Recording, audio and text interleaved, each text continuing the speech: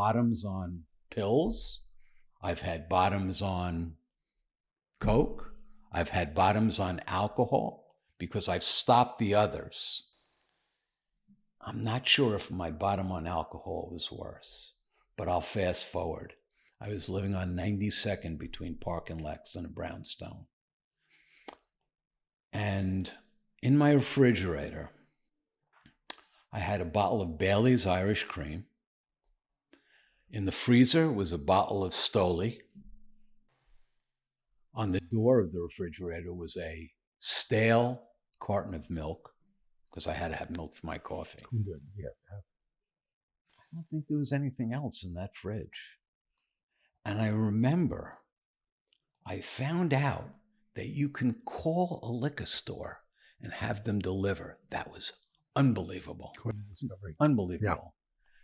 However, I must have had a couple of pills somewhere, and I took them and then wanted a drink. And when I called that liquor store, one of the most frustrating things in my life happened.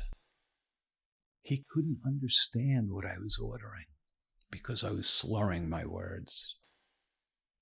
And I was trying so hard to tell him what I needed. He couldn't make it out, and he hung up. And I called back, and he hung up, and I called back. Insanity.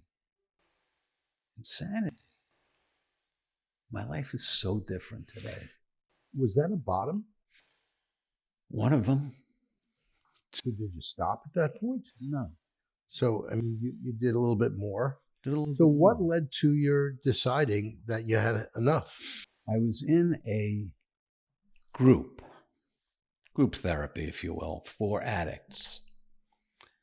And I would get some time. I think I was in that group for over a year, but I'm not sure. It was a very gray period.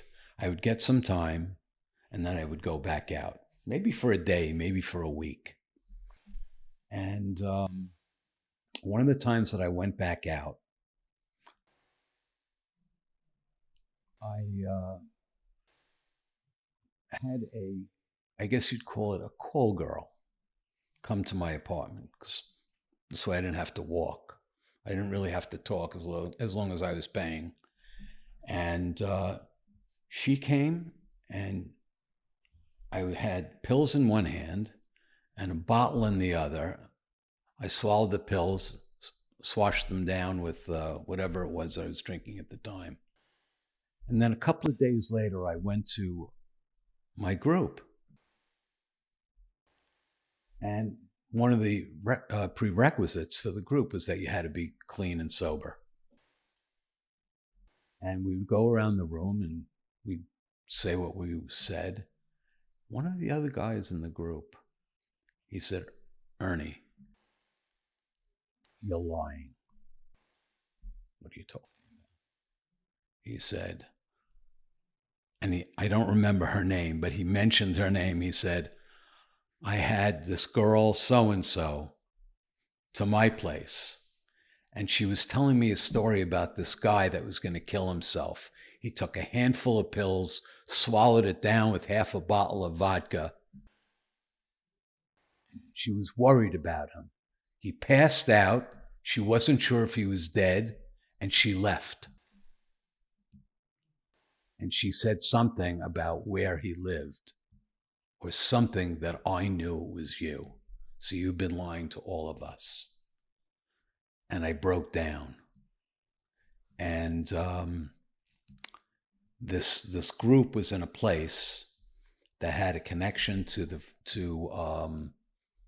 St. Mary's in Minnesota. At the time, the two big ones were St. Mary's and Hazelden. And I managed to, and I said, "Well, I can't get on a plane. I don't have the money." He says, "I'll give you the money." It's the same guy that called me out. He said, "I'll give you the money. You have no excuse." I went there, and 28 days later, I've been sober ever since.